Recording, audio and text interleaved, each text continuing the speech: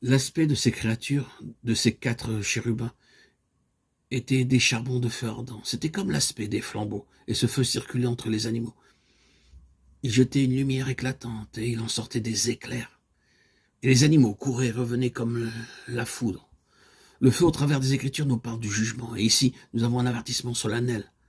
Paul, dans 1 Corinthiens chapitre 3, nous dit que le travail de chacun sera éprouvé par le feu. Tout ce que nous avons fait sur la terre, en parole ou en œuvre, sera entièrement testé et éprouvé par le feu. Si cela résiste à l'épreuve, il y aura une récompense. Si le travail est consumé, il y aura une perte. Nous devons donc apprendre à faire la différence entre les œuvres terrestres et célestes, entre ce qui est le produit de l'effort humain et ce qui est de l'énergie spirituelle. Ce qui est ancien périra au jour du jugement, et seul ce qui a été conçu et porté par les ressources célestes sera de Dieu. Quels soins devons-nous avoir en regard de l'utilisation de nos énergies, de notre temps, de notre argent, parce que Dieu vient pour tester toutes nos œuvres par le feu. Ce qui est provoqué par le Saint-Esprit demeurera pour l'éternité, ce qui est fait avec le zèle humain disparaîtra bientôt. Aussi, lorsque nous sommes de véritables serviteurs de Dieu, nous sommes comme le feu brûlant, dévorant, et c'est cette sorte de service que le Seigneur a agréé.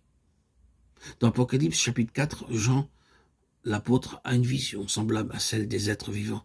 Il voit aussi des lumières et des lampes de feu devant le trône de Dieu. 4, verset 5. Le symbolisme est le même. Dieu était sur le point de faire tomber ses derniers jugements et ses plaies sur ceux qui se sont rebellés contre lui. C'est cette lampe de feu appelée les 7 esprits de Dieu parle de la complète et parfaite œuvre du Saint-Esprit. Son œuvre est en nous, et lorsqu'il travaille parmi nous pleinement et librement, alors Dieu peut mener à bien ses plans à travers nous. Ces jugements doivent être exécutés par l'Église glorifiée. Nous pouvons souvent nous demander pourquoi Dieu ne détruisit pas Satan au premier jour lorsqu'il se rebella, et pourquoi il y a un si long délai dans ses jugements.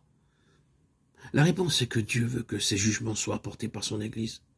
Son amour pour son peuple est si grand qu'il veut lui donner son autorité pour cela.